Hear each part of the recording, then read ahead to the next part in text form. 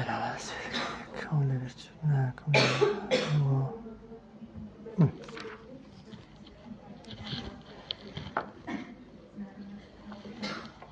لازم نتفق وأخبار بيه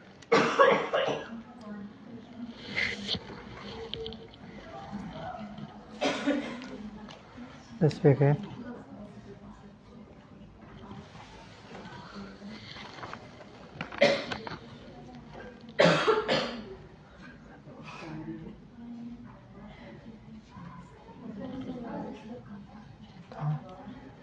بسم الله الرحمن الرحيم الحمد لله والصلاة والسلام على رسول الله محمد وآله وصحبه ومن اهتدى بهداه اللهم أرنا الحق حقا وارزقنا اتباعه وأرنا الباطل باطلا وارزقنا اجتنابه سورة القلم كالجزء تبارك داو طبعا دكويت لا برا بينصات وشيست وشوار سورة القلم كالرزبندي سورة كان دا رزبندي شيست وهشتي ورقرتوا پنجاودو آياتا سورتێکە لە مەکەی هاتووەتە خوار لە سەرەتای پێغەمبەرایەتی پێغەمبەردا صلی الله عليه وسلم و دوای سورەتی علق اقرأ باسم ربك الذي بەشی دووەمەکەی کۆتاییەکەی طبعا هاتووەتە خوارێ سێ تەوەرەی سەرەکەی طبعا تێدا باس کراون یەکەمیان باز لە پێغەمبەرایەتی پێغەمبەر و صلی الله عليه وسلم سەرماندنی ڕاستێتی پێغەمبەرایەتی محەممەد صلی الله عليه وسلم بابەتێکی دیکەی چڕۆکێکی قورئانی تێدایە کە پێش پێغەمبەری ئێمە صلی الله عليه وسلم ڕووی داوە تێیدا جێڕدراوەتەوە و باس کراوە و تا دواتریش خوای گەورە دێتە سەر سەرنجامی ئینسانی ئیماندار و دواتر سەرنجامی ئینسانە بێ باوڕەکان کۆتایی سوورەتەکەش وەکو ئیشارەت و ئاماژە بە یەک مەشهەد لە بەسەرهاتی یونس پێغەمبەر دەکات سەلامی خوا لەسەر بێت سەرەتای سوورەتەکەی تەبان بە یەکێک لە پیتە مقەتەعەکان پیتە پچڕاوەکان دەستی پێکردووە کە بریتە لە نون تەبان لە موسحەفەکاندا ڕسمی پیتەکەی نووسراوە تەلەفوڵی پیتەکەی نەنووسراوە ناوی ڕسمی پیتەکەیە نووسراوەیە بەڵام کە دەیخوێنینەوە بە نون دەیخوێنینەوە ناوی پیتەکەی دەیخوێنینەوە 6 حرەکە درێژی دەکەینەوە یەکەم سوورەتێکە تەبان بە لەو سوورەتانەی کە بە پیت دەست پێ دەکە هات پێتە خوارێ یەکەم سوورەت لەو سوورەتانەی کە بە پیت دەست پێ دەکەن سوورەتی ئەلقەلەمە کە لە شوێنی کە پێما بێ باسمان کردووە پیت بەتەنێ لە زمانی عەرەبیدا معنای نییە بەڵام خوا بۆچی لە سەرەتای سوورەتەکاندا ئەو پیتانەی هێناون قسەی زۆر لەسەر کراون بەڵام مەشهورترین قسە ئەوەیە کە خوای گەورە بە بتپەرستەکان دەڵێ قورئان لەو پیتانە پێکاتووە ئەگەر ئێوە ئیمانتان بەوە نییە قورئان کەلامی خوا بێت یا پێتان وایە محەممەد بۆ خۆی ئەو قورئانەی هەڵبەستووە دەی خۆ ئێوەش ئەو پیتانەتان لەبەردەستدانە پیتەکان هەر ئەو پیتانەنە کە زمانی عەرەبی کەلیمەکانی عەرەبی لێ دروست بوون دەی ئێوەش بتوانن لەو پیتانە و لەو کەلیمانەی کە لە قورئاندا بەکار هاتوون شتێک بێن و بڵێن با لە قورئان بتێ کە نەتانتوانیوە و تەبەن تا قیامەتێش کەس ناتوانێ ئینسان دەبێ ئەعتراف کا کە قورئان کەلامی بەشەر نییە ئەگەر کەلامی بەشەر بایە دەبوایە نە قورئانێک دەیان قورئانمان هەبایە بەڵام لەبەرەوەی قورئان کەلامی خوایە لە هەموو سەرزەویدا تەنها یەک موسحەف هەیە و هیچ موسحەفێکیش لەگەڵ موسحەفێکی دیکە حرەکەیەکیشی جیاواز نییە تەنانەت حرەکە فەتحە و کەسرەیەکی جیاواز نییە ئەوە گەورەترین بەڵگەیە لەسەرەوەی کە قورئان کەلامی خوایە دوای پیتەکە خوا دەفەرمێ وەلقەلەمی سوێن بە قەڵەم کام قەڵەمە دەگونجێ ئەو قەڵەمە بێ کە خوای گەورە دروستی کردووە یەکەم جار تەبەن دوای عەرش و کورسی و عولەما دەفەرمون ئاو یەکەم مەخلووقێک دوای ئەو چوارشتا عەرشی خوا کورسی خوا لەوح المەحفوظ پاشان ئاو ئەوانە چوار مەخلووقن طبعا پێش قەڵەم دروستکراون دەفەرمون دوای ئەو چوار دروستکراوانە یەکەم مەخلووقێک کە خوا دروستی کردووە قەڵەمە کاتێکیش کە دروستی کرد خوای گەورە فەرمووی بنووسە ئەی قەڵەم ما کان وما یەکون ئەوەی بووە و ئەوەی دەبێ یعنی لەو کاتەیەوە خوای گەورە معلومات و زانیاری خۆی لەسەر کەون و بوونەوەر هەر هەمووی بە وردی بەو قەڵەمە لە لەوح المەحفوظدا نووسیوەتەوە و ئەوەشی کە لە لەوح المەحفوظدا نووسراوە بە هیچ شێوەیەکی تەبەن گۆڕانکاری بەسەردا نایەت و خوای گەورە چۆنی نووسیوە بەو شێوازە دەبێت جێبەجێ ببێ و دەشکرێ بڵێن وەلقەلەمی یعنی سوێن بە هەموو قەڵەمێک هەرچی قەڵەم هەیە بۆ چونکە قەڵەم یەکێکە لە هۆکارەکانی فێرکردن یەکێکە لە هۆکارەکانی دەربڕینی نیاز و مەبەستەکانت کە لە ناخدان ها زۆر جار کەلیمە هەیە قسە هەیە ناتوانانی بڵێ بەڵام دەتوانی بنووسی یەکێکە لەو هۆکارانەی کە ئینسان دەتوانێت شتێک بنووسێ بۆ دوای خۆی بیهێڵێتەوە و نەفەوتێ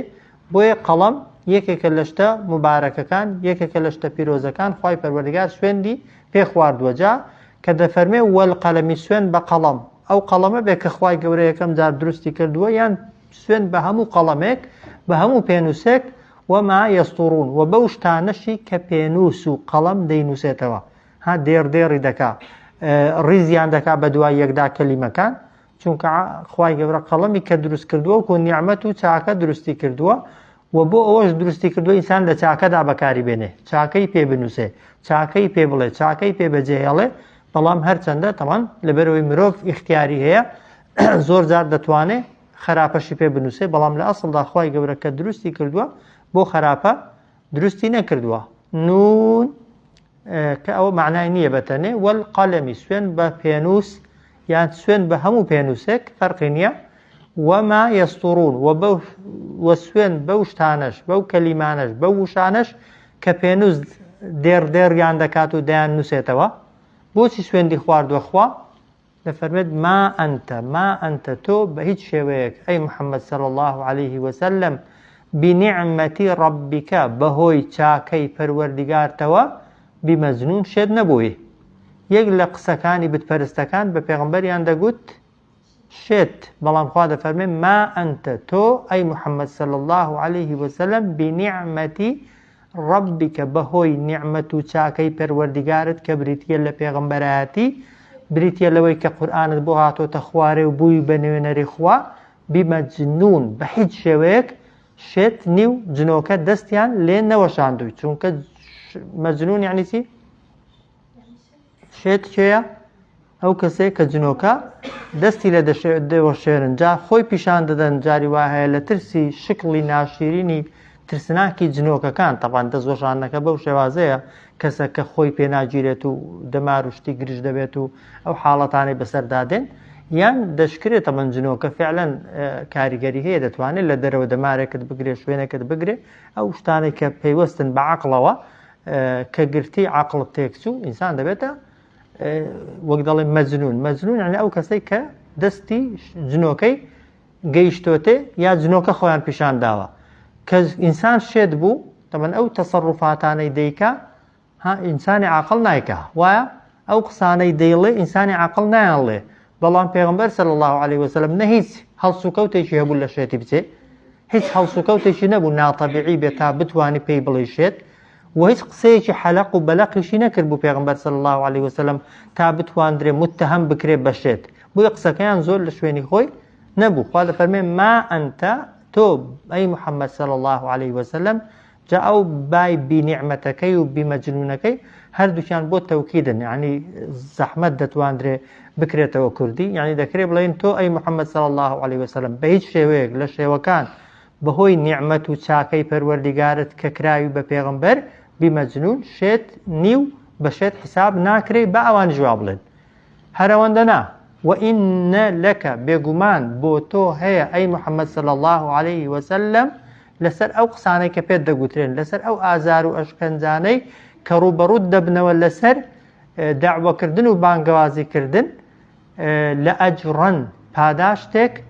غەیڕە مەمنون کە هیچ کاتێک کۆتایی پێنایەت و پاداشتەکە بڕانەوەی نییە ئینسان کە داعوەی کرد بانگەوازی کرد بۆ خەڵکی بۆ لای خوا خەڵکی بوو بە سەبەبی هیدایەتی خەڵکی مەرزنی هەموو خەڵک دەستت بۆ بە سینگێوانێ وایە مەرزنی هەموو خەڵک ڕێزت بگرێ هەموو خەڵک بە پێش خۆتدا لە وڵاتی ئێمە خەڵک فیترەتی پاکە خەڵک موسڵمانە هاوی دوو قسەی خێر بکە وایە یان ئەوەی لە قەبێکی دینی لە پێش بێ یا لە پاش بێ زۆرینە ڕێزی دەگرێ وایە بەڵام پێغمبەر صلی الله عليه وسلم لەناو قەومێکدا داوای کردووە کە هەمویان بتپەرست بوون، پێیان گوتووە شێت، ساحر، درۆزن، وایە کاهین، فاڵچی، هەموو ئەو توهمانەی ڕوبەڕوو بوونەتەوە، بەڵام زۆریش بەلاوە قورس و گران بوون. بەڵام خوا دەفەرمێ ئاگاد لێی بێ وئینە لەکە بۆ تۆ ئامادە کراوە لە ئەجڕەن پاداشتێک لەسەر ئەو ئەشکەنجە و ئازار و ناڕەحاتیە دەرونیانەی کە تووشت دەبن غەیر مەمنون، کە بە هیچ شێوەیەکی کۆتایی نایەت و پاداشتەکە نابڕێتەوە. پاشان خوای گەورە دەفەرمێ وئینەکە و بەبێ گومانی تۆ ئەی محەممەد صلی الله عليه وسلم لەعەلا خولوق عەظیم، لەسەر ئاکار و ڕەوشتێکی زۆر گەورەی. وئینەکە بێگومان تۆ ئەی محەممەد صلی الله عليه وسلم لەعەلا یعنی بە دڵنیاییەوە لەسەر خولوق یعنی هەڵسوکەوت، ڕەوشت، ئاکاری عەظیم زۆر گەورەی. کە لە عایشەیان پرسی پێغمبەر صلی الله عليه وسلم چۆن بوو؟ فەرمی کانە خولوقه القورآن. ئەگەر بتێ پێغمبەر بناسی صلی الله عليه وسلم چی کردووە لە قورآن تێبگا، قورآن چی تێدایە بە ئەمر، پێغمبەر هەمووی جێبەجێ کردووە صلی الله عليه وسلم. چی تێدایە لە نەهی و قەدەغە کراوی، پێغمبەر صلی الله عليه وسلم پێش هەموو خەڵکی خۆی لە قەدەغە کراوەکان پاراستووە. کەواتە هەر کەسێک بیەوێ وەکو پێغمبەر بێ صلی الله عليه وسلم دەکرێت قورآن لە خۆیدا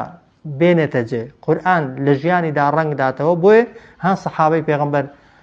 خوا لێیان ڕازی بێ لەبەرەوەی زۆر ئاوێتەی قورآن بوون، چۆن وەسفیان دەکەن عولەما، دەفەرمون هەر یەکەیان قورآنێکی زیندوو بوو بەسەر زەویدا دەڕۆیشت. سەحابەکان نەک پێغمبەر بەتەنێ، هەر یەکەیان قورآنێکی زیندوو بوو بەسەر زەویدا دەڕۆیشت. سەحابە عادەتیان وا بوو کە دەهاتنە لای پێغمبەر صلی الله عليه وسلم ئاەتێکیان وەردەگرت تا ئاەتەکەیان جێبەجێ نەکردبایە نەدەهاتن ئاەتێکی دیکە فێر ببن. سوورەتی حجورات کاتی خۆی خوێنمان کە وایە هاتە خوارێ لا ترفعوا أصواتكم فوق صوت النبي ولا تجهروا له بالقول. ئیمامی عومەر یەکێک بۆ لەو کەسانێک کە بە سروشت و طەبیعەت دەنجی گەورە بووە، بەڵام کاتەها کاتۆتە خوارێ لە ترسی ئەوەی مخالفەی ئاەتەکەی بکات تۆبزی لە خۆی کردووە، تەمرینی بە خۆی کردووە، خۆی ڕاهێناوە، دوای ئەو کات دەڵێن کە قسەی دەکرد لە دوو جار لێ دووبارە کردبایە، ئەو جار لێ تێدەگەیشتی، ئەوەندە بە نزمی قسەی دەکرد بە تایبەت لە مەجلیسێک ئەگەر پێغمبەری لێبایە صلی الله عليه وسلم. یەک لە سەحابەکان لە کات خۆی لە حجورات باسمان کرد کە ئاەتەکەی بیست مەجلیسی پێغمبەری تەرک کرد صلی الله عليه وسلم لە ترسی ئەوەی نەتوانێت ئاەتەکەی جێبەجێکە، هەتا پێغمبەر پێی زانی، دواتر فەرمی ئەتۆ ئاەتەکە لەگەڵ تۆی نیەتۆ بە سروشت دەنگکردی گەورەیە، واش هەر خۆی ناچار کرد، خۆی ئیجبار کرد ئاەتەکەی جێبەجێکە. بۆ ئینسان ئەگەر حەزی لێبێ هەموو شتێک قابلی قبوڵە، یعنی قابلی جێبەجێکردنەوە، ئینسان دەتوانێت هەموو شتێک لە خۆیدا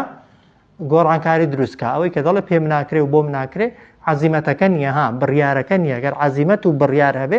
ئینسان کابرا جەستەی ڕقڕقا وانە دەچێتە ڕاضە و تەمرینی دەکا، جاری وایە حرەکاتی وا سیر بەو ئێسکە ڕقانە دەکا لە ئەنجامی تەمرینکردن و خۆڕاهێنان. وا سرشت و طەبیعەتی ئینسانی ژەگەر ئینسان تەمرینی پێ بکە، بەخوای کەسێکی تووڕە و ترش و مۆن و گرش بێ حەز لێبی ڕێک خۆت عەکس دەکەیەوە. ئەگەر بتەوێ کەسێکی بێسەبر و بێتەحەموڵ بی وەرە تۆزێک تەمرین بە خۆت بکە، دەتوانی ڕێک عەکس ببێ کەسێکی ئارام و هێدی و لەسەر خۆ. بەڵام ئینسان کە ئیرادەی نەبوو هیچی پێ ناکرێ. خوای گەورە دەفەرمێ وئینەکە بێگومان تۆ ئەی محەممەد صلی الله عليه وسلم لەعەلا خولوق عەظیم، بە دڵنیاییەوە لەسەر ئاکار و ڕەوشتێکی زۆر گەورەی. ئەو جار خوا دەفەرمێ فەسەتوبصیروا، لەمە دووە تۆ دەبینی ئەی محەممەد صلی الله عليه وسلم وەیوبصیرون، ئەوانیش دەبینن. چ دەبینی؟ ئەتۆ دەبینی بۆت معلوم دەبێت و ڕوون دەبێتەوە تاخوا شێت کامەیە، ئەتۆ یان ئەوانی، و ئەوانیش دواتر بۆیان ڕوون دەبێتەوە تاخوا شێت کێیە؟ ئەو کەسەیە کە بە دوای پێغمبەر دەکەوێت صلی الله عليه وسلم حسابی قیامەتی خۆی دەکات و دوا ڕۆژی خۆی ئاوادان دەکاتەوە، یان شێت ئەو کەسەیە لەبەر دنیا و خۆشیەکی کاتی ئەو هەموو خۆشیانەی بەهەشت لە قیس خۆی دەدا. فەسەتوبصیروا، لەمە دووە تۆ دەبینی، دەکرێت بڵین ئەتۆ دەزانی، ئەتۆ دڵنیا دەبی، وەیوبصیرون، ئەوانیش دەزانن و دەبین و دڵنیا دەبن بئەیکم المەفتون، کە بە کامتانەوە نووساوە، تووشی کامتان بووە، مەفتون یعنی شێتی. واضحة فستبصر ويبصرون بأيكم المفتون طبعا تواكري يكترين لخويرنا وجدا لمودوا تو دبيني أوانج دبينن دكري بلين تو دزاني أوانج دزانن أتو دلنيا دبي أوانج دلنيا دبن بأيكم المفتون بكام تانا ونساوى شيتي أو جار خواده فرمي إن ربك بيقمان پروردگاري تو أي محمد صلى الله عليه وسلم هو هر أو أعلم زاناترا بمن ضل بوكساني كقمراد بنو للريق عن سبيله للريق خوالاددن وهو وهر أوش أعلم تاكتر دزاني بالمهتدين شيرن مني كراو رقاي راست دقريت بر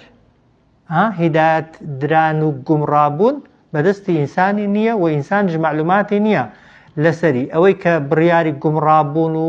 رين مني كراوي ددا شيء تنها خوايا إن ربك بيقمان پروردگاري تو هو هر أو أعلم زاناترا بمن بوكساني ضل يعني لا ينداوى ونيان كردوا عن سبيله الرقاي خوا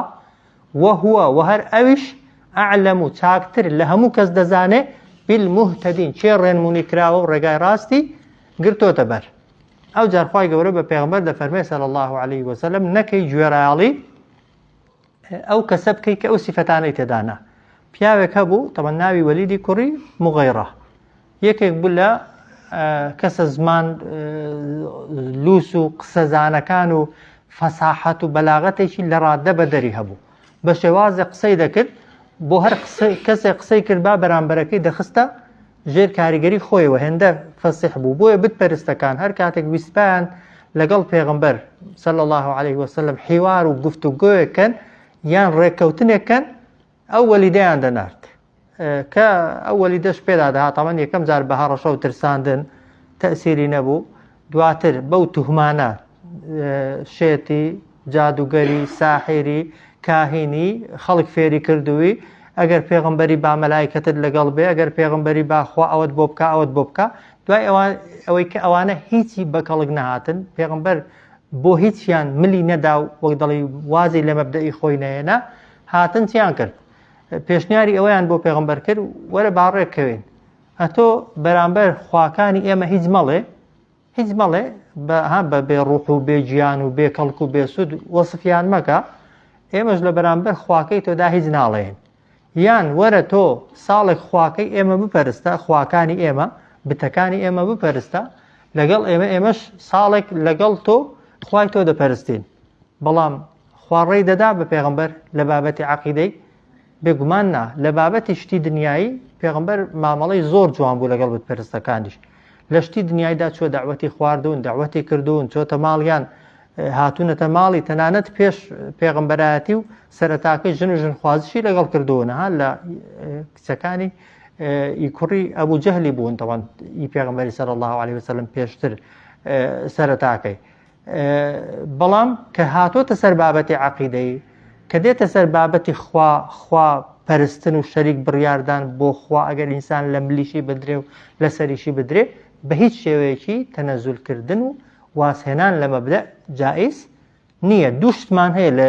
لە ناو دیندا یەکیان پێ دەوترێ مداهەنە یعنی واز لە دینی خۆت بێنی لەبەر خاتری ئەوەی کەسێک لێت ڕازی بێ یان تووشی قازانجێکی دنیایی ببی یان مەترسیت ڕوبەڕوو نەبێتەوە کەوت بە هیچ شێوەیەکی ڕێگە پێدراو نییە. بەس مدارات ئەوە کە پابەند بی بە ئاینی خۆت وەک دەڵێ تەواو عەقیدەی خۆت ئیلتیزاماتی خۆت دەست پێوە بگری بەڵام مامەڵەی جوان لەگەڵ کەسی خراپەکاردا بکەی ئەوان کاری مداهەنە و مدارا کە گوتمان مداهەنە بریتیە لە ئەوەی ئینسان واز لە مەبدەئی خۆی بێنێ بۆی بەرامبەرەکەی لێ ڕازی بێیان تووشی مەترسی و شت نەبێ ئەوە ڕێگە پێدراو نییە. مداراتیش هەڵسوکەوت و مامەڵەی دنیایی لەگەڵ خەڵکی خراپیشدا ئەگەر دینی خۆت نەدۆڕێنی و مەبدەئی خۆت نەدۆڕێنی ڕێگە پێدراوە. جاخوای گەورە سەبارەت بەو وەلیدە و بە هەر کەسێکی دیکەش ئەو سیفەتانەی تێدا بن شایستەی ئەوە نییە ئینسان ڕەفیقاتی بکە هاوڕێتی بکە. یەک لە سیفەتەکان خوا دەفەرمێ فەلا تطیع المکەذبین نەکەی ئەی محەممەد صلی فەلا تطیع المکەذبین خوا دەفەرمێ نەکەی گوێڕایاڵی ئەو کەسانە بکەی کە درۆزنن. فلا تطع المكذبين نكي أي محمد صلى الله عليه وسلم أي پیغمبر گوێڕایاڵی ئەو کەسانە بکەی کە درۆزنن. کەسی درۆزن تەمان نە بۆ ڕەفیقاتی کردن دەبێ، نە بۆ ئەوەش دەبێ ئینسان بە قسەی کات و گوێڕایاڵی بکات، چونکە درۆ سیفەتی ئینسانی ئیماندار نییە و خوای گەورە لەعنەتی لە درۆزنی کردووە و خوای گەورە کەسی درۆزنی خۆش ناوێ ئەگەر مسلمانیش بێ. ها جاو هەم بتپەرست بووە هەمیش درۆزن بووە. بۆیە دەفەرمێت فەلا تۇطیعی المکەذبین، نەکەی گوێڕایاڵی ئەو کەسانە بکەی کە درۆزنن. تەمان نافەرمێ کەسە درۆزنەکان، دەفەرمێ کەسە درۆزنەکان.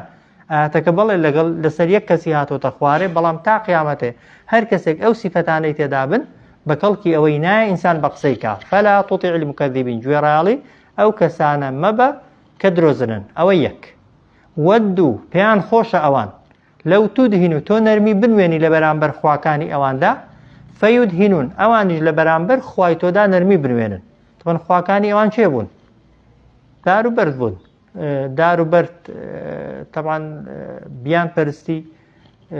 دەبیە کافر و وەک دەڵی مەسیرەکە جەهەنەمە. وایە بەس ئەگەر ئەوان خوای تاقانە و ئەڵڵا بپەرستن کە خاڵقی ئاسمانەکان و زەوی و ڕازقە و دەژیێنە و دەمرێنە، چ زەرێکیان دەکرد؟ ئەوان لە پەرستنی خوادا، لە پەرستنی خوای پێغەمبەری ئێمەدا هیچ زەرێکیان نەدەکرد. وایە بەڵام تۆی کە زەرەر دەکەی. ها ئێستا زۆر جار خەڵکی خراپ حەزی لێ ڕەفیقاتی باشەکان پێیان نا، بێگومان حەزیان لێیە، چونکە زۆر جار شخصیەتی خۆیان بە کەسێکی باش بە قووەت دەکەن و بەهێز دەکەن. هەتۆ باشی درۆ دنینە، وەک دەڵی شتی بێخلاقی، شتی ڕەوش نزمیت نییە، هەتا لێت نزیک بێتەوە ئەو لە چاکەکەی تۆ جوان دەبێ، بەڵام ئەوەی زەرەر دەکە کەسە چاکەکەیە بە ڕەفیقاتی کردنی خەڵکی خراپ ناشرن دەبێ. وێ دەفەرمێ وەدوو، پێیان خۆشە، حەزیان لێیە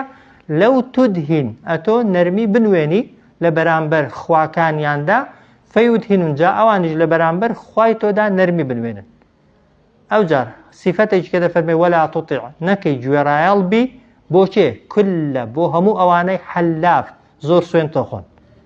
ئەو کەسەی زۆر سوێندی خوارد، بەڵێ تەمان سوێن هەندێک جار پێویستە، وایە خوای گەورەش هەندێک جار لە قورئاندا سوێندی خواردووە، بەڵام سوێندەکانی قورئانی بۆ چێن؟ بۆ ئیماندارانن یا بۆ کافرانن کە خوا خواردوونی؟ زۆری بۆ کافرەکانن. ها بۆ بێباوەڕەکانن و لەسەر بابەتە عەقیدەیەکان و قیامەت و زیندووبوونەوە خوای گەورە سوێندی خواردووە بۆ وەک دەڵێ زیاتر چەسپاندنی قسەکە بڕیارەکە لە دڵی کەسی بەرامبەردا. بەڵام لە ناو ئینسانەکاندا و لە ناو خەڵکیدا سوێند خواردن عادەتەن سیفەتی کەسێکە کە گومانی لە خۆی هەبێ، کە گومانت لە قسەی خۆت هەبوو یان کە قسەکە زۆر ڕاز نەبوو. زۆر جار کەسەکە دەیەوێت بە سوێند قسەکەی خۆی بە قووەتکا و بەهێزکا، دەنا تەنانەت هەتا گەیاندنی ئەمری خوا و ئەمری پێغەمبەری صلی الله علیه وسلم سوێندی ناوێ. ها هەیەوە جارێ دەڵێت بیللا تەڵڵا ئەو قسەی خوایە، پێویست ناکاتەوە بڵێ قسەی خوایە، بە قسەی کردی بە قسەی نەکردی ئەتۆ ناچارنی بە تۆ بزی بە ئیجباری ئیمان بخێ دڵی خەڵکی. ئەوە حکمی شەرعیە، پێی رازی پێی رازبینی قەناعەتی کرد قەناعەتی نەکرد کەیفی خۆتی. وەلا تۇطیع، نەکەی گوێڕایاڵ بی كل حلاف، بۆ هەموو ئەوانەی کە حلافن زۆر سوێن دەخۆن، ئەو جار مەهین، کەسانی بێنرخ و کەم قیمەت و کەم بایەخن، سووک کەم قیمەت و کەم بایەخ.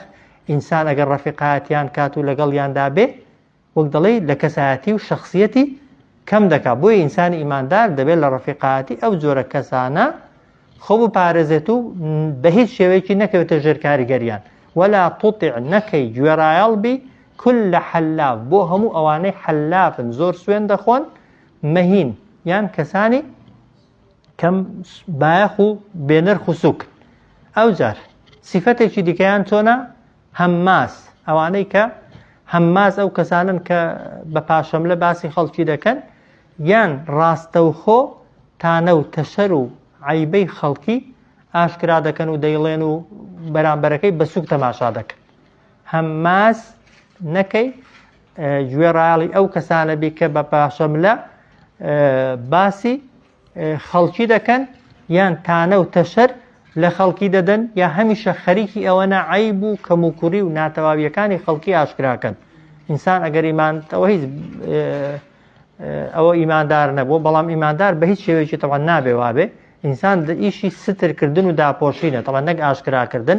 هەمازین ئەو کەسەی کە بە پاشەملە باسی خەڵکی دەکات و عیبە و کەموکوریەکانی خەڵکی ئاشکرا دەکات، بە قسەی نەکەی. ئەو جار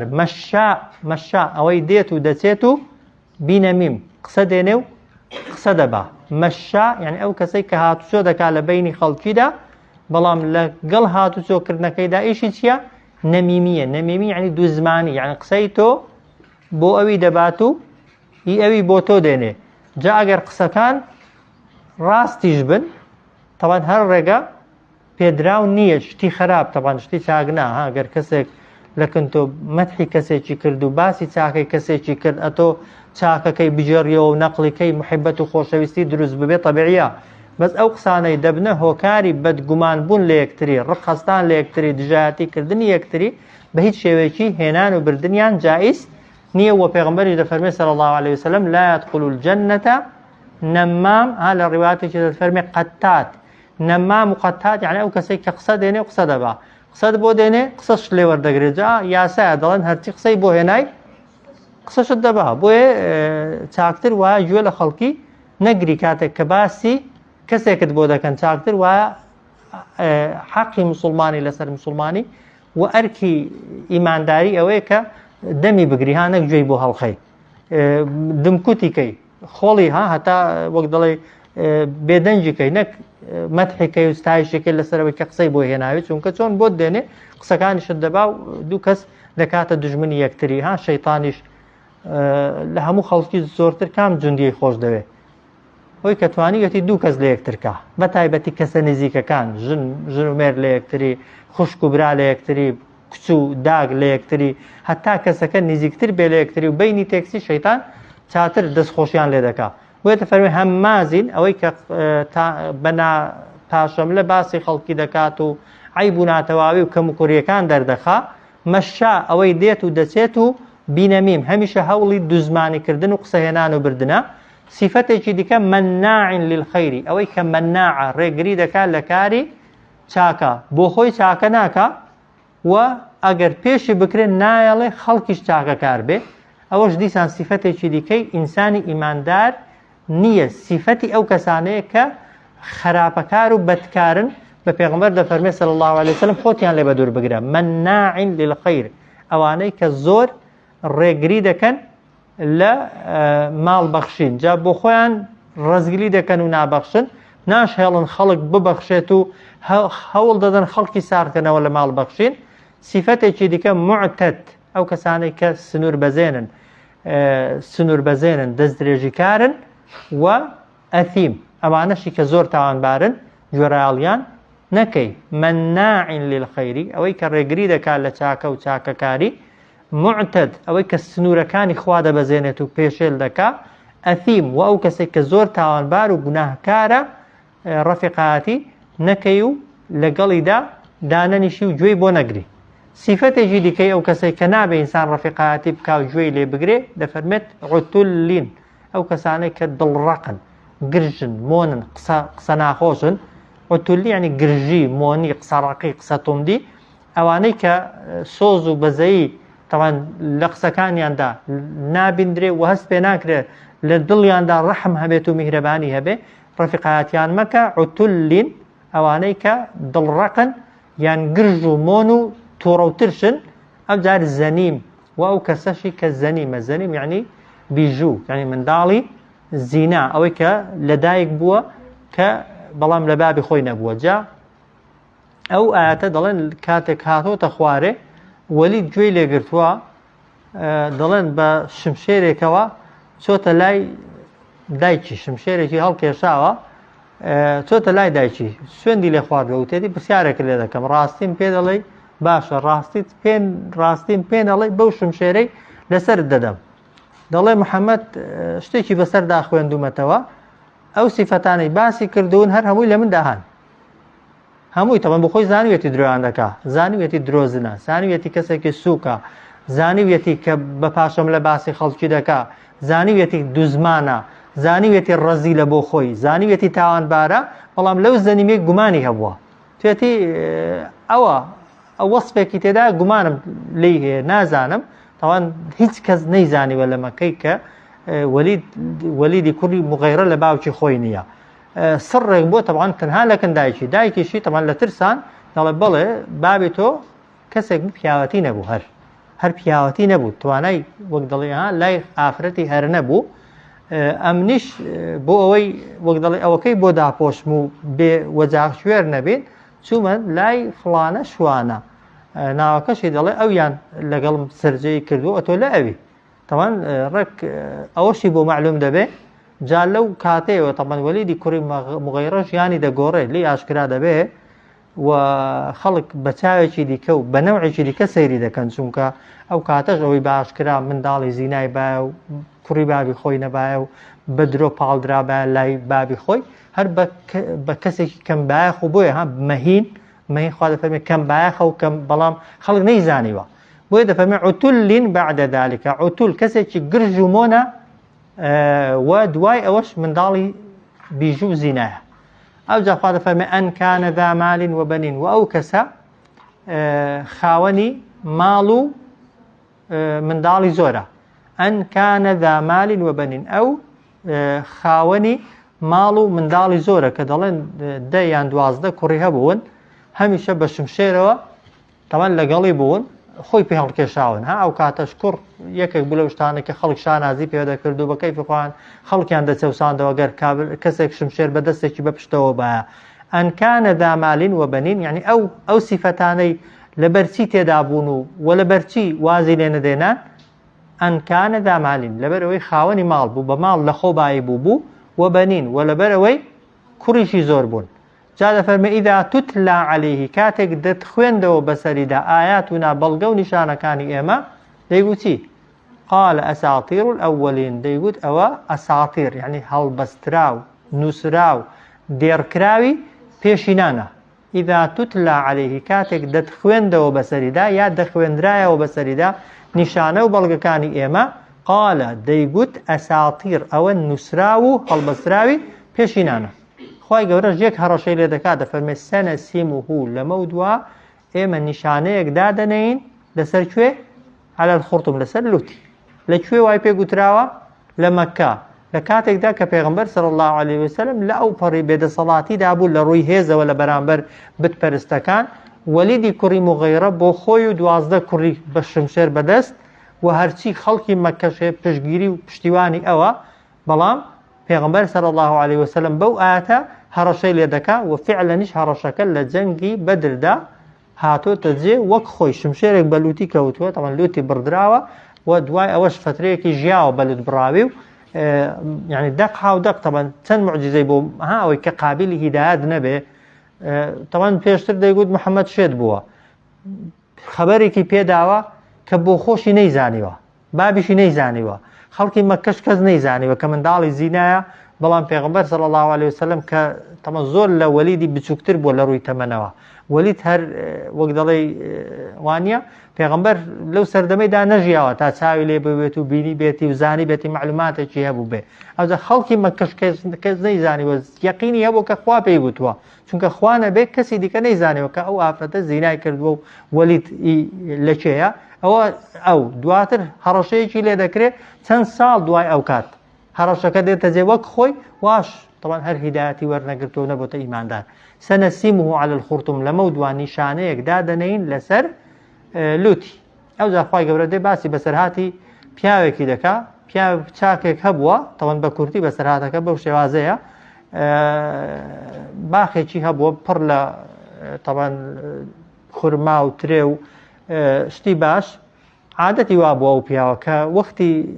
ڕنینەوەی باخەکەی هاتووە هەموو ساڵێکی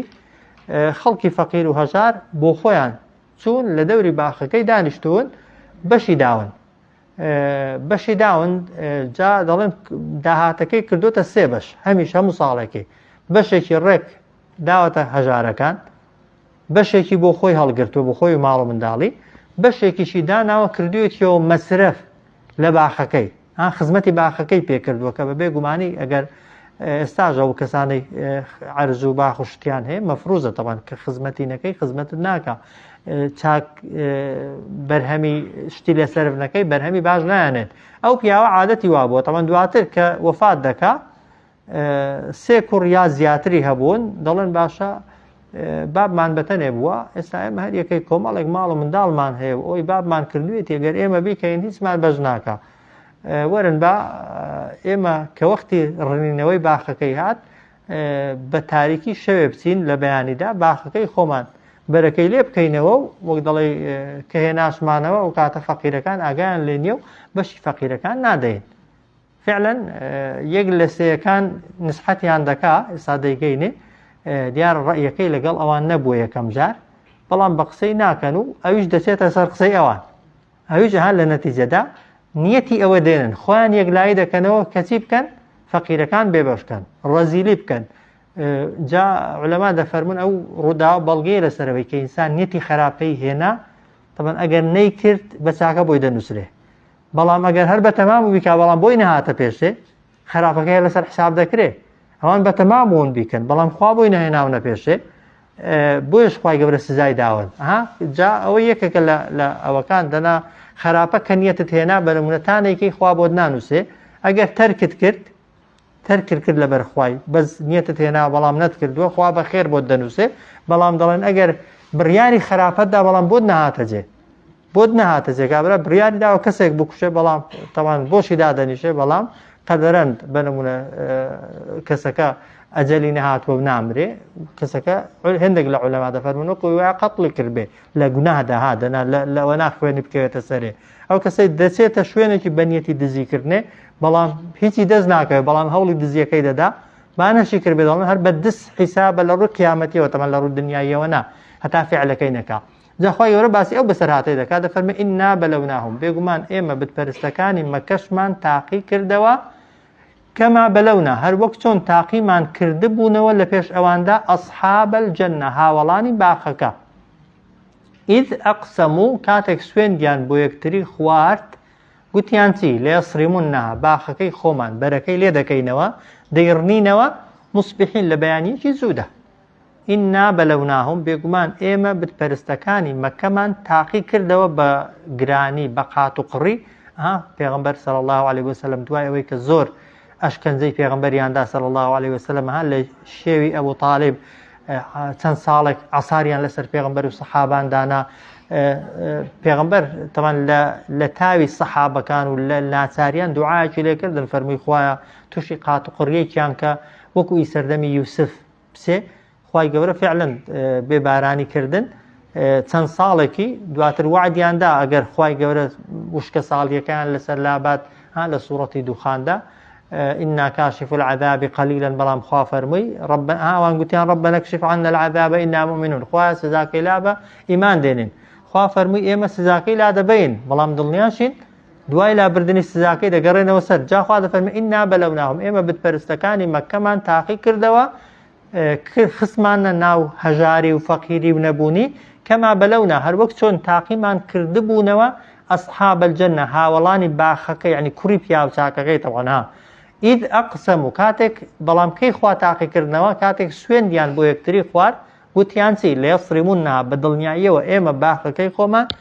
لێ دەکەینەوە دەیڕنینەوە دەیچنینەوە موسبحین لە بەیانیەکی زوودا بەڵام خوا دەفەرمێ وەلا یەستەثنون ئەو وەلا یەستەثنونە دوو تەفسیری هەنە هەندێک دەفەرمون ئینشاءڵڵایان نەگوت نایانگوت ئینشاءڵڵا ئەگەر خواویستی لەسەر بێ هەندێکیش دەفەرمون وەلا یەستەثنون یعنی بڕیاریاندا کە بەشی فەقیر و هەژارانی لێ جیا نەکەنەوە جا هەردوو شتەکەیان پێدەچێت هەم ناوی خۆیان نەهێنابێت چونکە زانویانە فعلەکەیان فعلێکی باش نییە حاڵین ئینسان عادەتەن کە شتی خراپ دەکا کەمتر جورئەت دەکا بسم اللهشی لێ بکەوانە کابرا بچێ گوناهی بکە عادەتەن کابرا جگەرەی دەکێشێ بسم اللهی دەکا دەزانێ خراپە بە فیترە دوایە بەڵام ئاوی دەخواتەوە هەڵە بسم الله مەسەلەن شتی خراپ بۆیە دەکرێت ناوی خواشیان نەهێنا بێ ئینشاءڵڵاشیان نەکرد بێ و فعلەنیش قەراریاندا بوو بەشی خەڵکی هەژاری لێ نەدەن بۆی هەردوو معناکەی ڕاستن وەلا ئێستاتون دەکرێت بڵێن ناوی خۆیان نەهێنا و دەشکرێت بڵێن بڕیاریاندا کە بەشی فەقیر و هەژارەکانی لێ جیا نەکەنەوە خوای گەورە چی لێکردن فەطافە عەلەیها طافە یعنی دەورەی باخەکەیدا طائفون دەورە دەرێک من ربك للان پروردگارتەوە وهم نائمون لە کاتێکدا ئەو لە خەوێدا بوون ئەو طائفە بە معنای چ دێ فەطافە یعنی بایەکی بەهێز لە هەر چوار ڕا لە هەر چوار دەوری طبعا تەوقی باخەکەیدا ئەو جار دواتر طبعا بەپێی تەفسیرەکان بۆتە ئاگر هێندە گەرم بووە طبعا هەرچی بەر و بوومی پێیوەیەتی هەر هەمووی سوتاندووە هەندێکیش لە تەفسیرەکان دەڵێن ئەو تەفسیرەشی هەیە دەڵێن بۆ خوای گەورە فەتافە عەلەیها تائیفەکەی هێناوە دەڵێن جیبریل هاتووە هەر هەموو درەختەکانی لە ڕێگەوە دەرهێناون و یەکێک لە تەفسیرەکان وا دەڵێ هەڵی گرتوون تەوان باخەکە هەمووی بەیەکەوە بردوویەتە مەککەی تەوان بە دەوری ماڵی خوایدا سوڕاندونیە و تەوافی پێکردوون چونکە باخەکە تاوانی نییە و عەبدی خوایە و جوندی خوایە وەکو ئیشارەت و ئاماژەیە کە ئەوانە عەبدی خوان و بەندەی خوان بەری دەرکردو ئەمری خوای جێبەجێ کردووە طبعا تەسبیحاتی خوای کردووە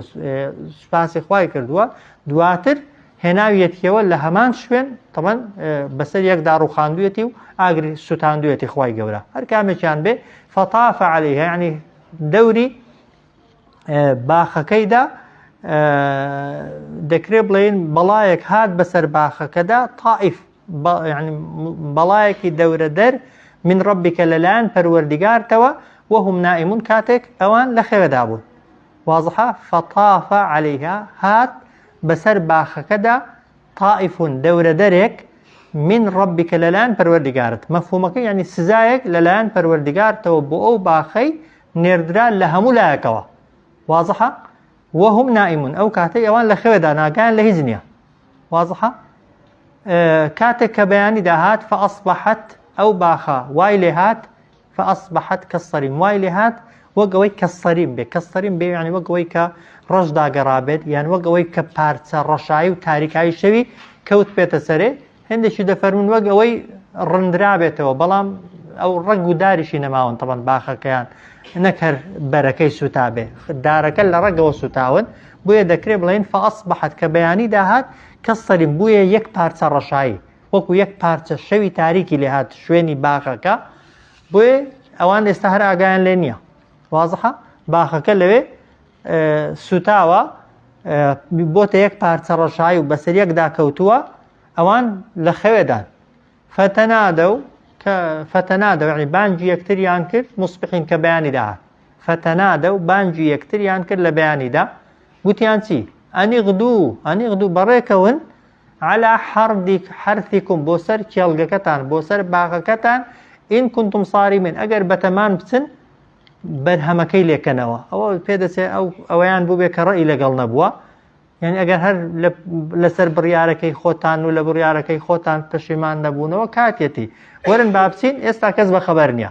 ئەنیغدوو بەڕێکەون على حرثكم بۆ سەر کێڵگەکەتان ئین کنتم ئەگەر ئێوە صارمین بەتەمان باخەکەتان بڕنەوە یا بەرهەمەکەی لێکەنەوە فانطلقوا بەڕێکەوتن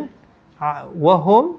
يتخافتون بەڵام خۆیان لە خەڵکی دەشاردەوە قسەیان بە پەنهانی دەکرد بە چرپە قسەیان بە گوێی یەکتری دادەدا فانطلقوا بەڕێکەوتن بە نیەتی چی بەڕێکەوت بوون بە نیەتی شتێکی خراپ بەڵام وهم يتخافتون ئەوان قسەی خۆیان لە خەڵکی دەشاردەوە یان خۆیان لە خەڵکی دەشاردەوە و بە هێواشی دەڕۆیشتن یا بە هێواشی قسەیان دەکرد بۆی کەس ئەن لا يدخلنها اليوم بۆی نەچێتە سەریان ئەمڕۆ هادایان گوتی ئەن لا يدخلنها بۆی نێتە سەر باخەکەی اليوم ئەمڕۆ عەلەیکم لەگەڵ ئێوەدا میسکین هەژارەکان ئەن لا يدخلنها اليوم عەلەیکم میسکین بۆی نێنە سەر باخەکە ئەمڕۆ لەگەڵ ئێوەدا خەڵکە فەقیر و هەژارەکە ئەجا خوا دەفەرمێ وەغەدە و بەڕێکەوتن ڕۆیشتن على حەڕدین بەو نیازەی کە قادرین کە دەتوانن وازحە کە دەتوانن چی بکەن بەرهەمەکەی بۆ خۆیان بێننەوە و فەقیر و هەژارەکانیش بێبەشکەن وەغەدە و بەڕێکەوتن على حەڕدین بەو نیازەی قادرینە کە ئەوان دەتوانن بەرهەمی باخەکەیان لێ بکەنەوە یا فەقیر و هەژارەکان بێبەشکن بەڵام فەلەمما ڕەئەوها کاتێک چاویان بە باخەکە کەوت یەکەم جار گوتیان چی قالوا إنا لضالون طبعا دیارە هەر تاریک بوو گوتیانە ڕێمان لێ تێکچووە یەکەم جار ئەو شوێنە شوێنی باخی ئێمە نییە ئەو باخە باخی ئێمە نییە چونکە هیچی لێوی نەدەچوو فەلەمما ڕەئەوها کاتێک چاویان بە باخەکە کەوت باخە سوتاوەکە کەوت کە یەک پارچە ڕەشاییە لە جیاتی سەوزایی و بەر و بووم و سەرنجڕاکێشی قالوا قتيان إنا بيقومان إيما لضالون ها رم لضال يعني قمرانا يعني رمان لتكتوا شو يعني جاكا يمنيا بهلا هاتوين بس دواتر كتماشاي دورو بريان كدوروناك دا هاتوا أو زاوتان بل نا يميا رمان لتك نتوا بلام نحن محرومون إيما بباش كراوين زانيان عقوبة دراون سزا دراون بل يعني نا رمان لتك نتوا نحن إيما محرومون بباش كراوين خواه بباش كردوين أو جار قال أوسطهم قتي أو كسيكا أوسط يعني مامناوانت عندي شي دفرمون يعني الجير ذكر بلين مامناوانت بس مامناوانت طبعا أوينيا برزي ونزمينيا نادواني بلين مامناوانتر وايا بس ذكر بلين جيرتر وايا قال أوسطهم قتي أويك لهمانيا جير تربو لهمانيا عاقل تربو لهمانيا تيجيشتو تربو كبيشتريش بحساب رأي لقل يان نبو بلام كسوية سر رأي خلقي خراب دبي خرابة كار حسابي خرابة كاري ها إنسان ك برياري شتيشي دا يعني لقل شتيشي نبو نابي تنزولي اللي بكي لبروي اوان سيبو وندلين دويان لبروي نيتي خرابيان هبو سيما كس توي قليان خود ديتواني ولا قليان نبي دتواني لقليان نتشت دري بلام بقريني آياتا كان جبه وبانجي كردون او قوتيتي ورن بابروين مادام بتمانا لبروي تشوتا قلوان خواهيشي وكوان عقوبة دا قال أوسطهم قوتي اوي اللي هميان جير تربويان اوي تمنكي مامناوان بو ألم أقل لكم آمن بإيوم نقود لولا تسبحون خوز يا إيوه خواتان بپاک را دەگرت و ستایشی خواتان دەکرد لەسەر ئەو نعمەت و چاکەی کە خوا پێداون جاک زەرەر هات کەسی خۆ لێ ناکا بە ساحیب ها سروشت ئینسانی وایە ئەگەر شتێکی چاک بوو وایە 50 ساحیب و خاوەنی لێ پەیدا دەبێ وایە معاملەیەکی بکەن لەگەڵ شەریکێکە دەگە قازانجی کرد هەمووی ئەوەکەی عاقڵیەکەی پاڵ دەداتە لای خۆی دەڵ ئەمن کڕیم ئەمن پێم گوت ئەمن ئەگە زەرەریان کرد هەر یەکەی دەیەوێ زرركي لكل خوي كاتوا قال أوسطهم جيركي عن قلت ألم أقل لكم آمن بأيوم نقود لولا تسبحون يعني خوزيا أيوة لجياتي أو بريارة خواتان بپاك را دقرتو ستايشي خواتان دكردو ناي خواتان دهينا قالوا ديارة قلت يعني هر باجة طبعا ليش إنسان بهوش خوي بيتوا سبحان ربنا پاكو بيقردي بو پروردگار من إنا كنا ظالمين بيقمان إما لستمكاران بوين جا أو طبعا زور جارة ها خوا كمصيبة بسر كسيك داديني وكو زلي مهرباني خواي قورا بود ديني تبيشي اگر بقره و پشيمان ببيو زور قازانس كردو تاوانك دكي خرابيك دكي خوا زو عقوبة داو زو سزاد دا بيقمان وانا إيمان داريش بون مسلمانش بون وبريارة خرابيان داو بويش خوا لدنيا دا عقوبة داون و سزاي داون دنا خوا صدان خلقي بباور هيا نزكاتي داو نصدقي دكا و نخيري دكا و خواشيتي لناكا بلكو لوانا زيادرشي بيبدا او خوا خوشي ويستون كعقوبة داون خوا زوب بهوش خوي هناونته بو انسان كعقوبة درا و سزا درا اعترافي بكم وكوريكر قازانز دكا قالوا قتيان سبحان ربنا پاكو بيگردي بو پروردگار من إنا كنا ظالمين بيقمان إيما لستمكاران بوين طبعا تاكترين علاج دواي هلي اعترافه بهلا دواي گناه كردن يكم قناغي توبي اعترافه بالتاوان ها آدم سلامي خوالي بكويستي توبي بكاية كم زاقوتي ربنا ظلمنا أنفسنا خوان يونس سلامي خوالي سلامي لا إله إلا أنت سبحانك إني كنت من الظالمين ها يكم هنقاو بريتي اعتراف قالوا سبحان ربنا فاكو بيقردي بو پروردگار من إنا كنا ظالمين بيقمان إما لستم كاران بوينجا فأقبل بعضهم رويان كرد لكردي دابلين هندشيان رويان كرد هندشيانو سيان دكر يتلاومون يكتريان سرزنج دكر او دەیگوت ئەمن پێم گوتی ئەوش دەیگوت جادی تۆش لەگەڵ منە هاتی ئەیە تۆ بانگت نەکردم ئەیە تۆش پێت خۆش نەبوو ئەیە تۆش حەزت لێ نەبوو ها تەبیعەتی فأقبل بعضهم هێندێکیان ڕوویان کردە على بعض هێندێکیان و یەتەلاومون یەکتریان سەرزەنج دەکرد بەڵام لە نەتیجەدا هەر سێکیان بەیەکەوە یا هەمویان بەیەکەوە قالوا گوتیان یا وەیلەنە هاوار بۆ ئێمە پەشیمانی بۆ ئێمە ئینا كنا طاغین بێگومان ئێمە لە فەرمانی خوا ياخي بوين لأمر خوا درچوين بأمر خوا مان كرد قالوا يا ويلنا وتيان هاوار بو إما إنا كنا طاغين بيقومان إما لفرماني خوا ياخي بوين خواد انجا هر اوان قلتيان عسى ربنا امید دكين پروردگار من أن يبدي لنا خيرا منها بقور بومان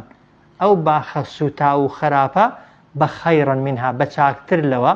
جا دەگونجێ مەبەستیان هەر لە دنیادا خوا قەرەبوومان بۆ بکاتەوە مادام پەشیمانین خوا باخێکی چاکترمان پێ بدا یا مەبەستیانەوە بێ مادام سابیرین و خۆڕادەگرین و ئیعتراف بە تاوانەکەی دەکەین خوای گەورە ئەگەر لە دنیاش پێمان نەداتەوە لە بەهەشتە لەوەی چاکترمان بداتێ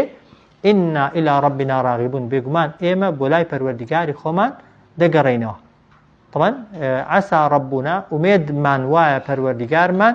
أن يبدي لنا خيرا بقور بومان أو باخب بخيرا منها بچاكتر لوا إنا إلى ربنا بقمان إيما بولاي پروردگار من راغبين دقرينوا جاء أوي بسر هاتكي دا مبستا أوي كإنسان أجر خوات ساقي لقل كد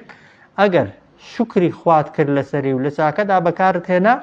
هميشه خواهي قورا بركتي تدخاتو بود بردوام دكاتو بود زياد دكا لەکوێ ئینسان نیعمەتەکەی ڕەزیلی پێکرد و گرتیەوە و بەی خوای نەزانی و بەی خۆی زانی یان وەک دەڵێ ویستی خەڵکی فەقیر و هەژاری لێبێ بەشکا خوای گەورەش عقوبەت دەدا جا عقوبەکە ئەگەر فعلا لی تێبگەی و لێ حاڵی ببێ عقوبەش بدرێ هەر قازانج دەکەی کامیان قازانجتر بوو ئێوان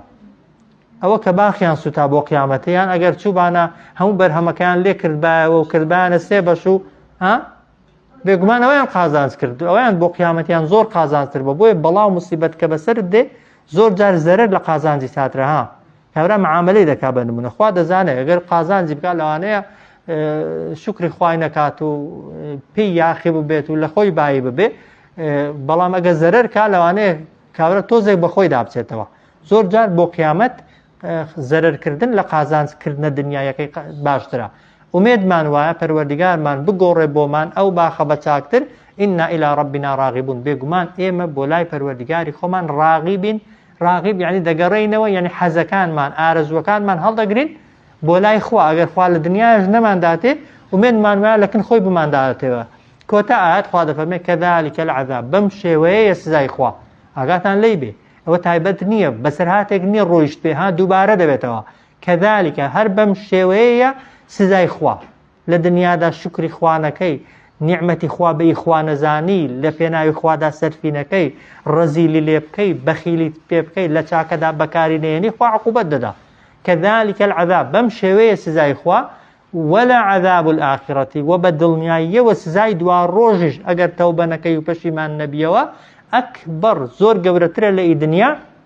لەو كانوا يعلمون ئەگەر ئەوان دەیانزانێ و لی تێدەگەیشت صلى الله على سيدنا محمد وعلى آله وصحبه أجمعين.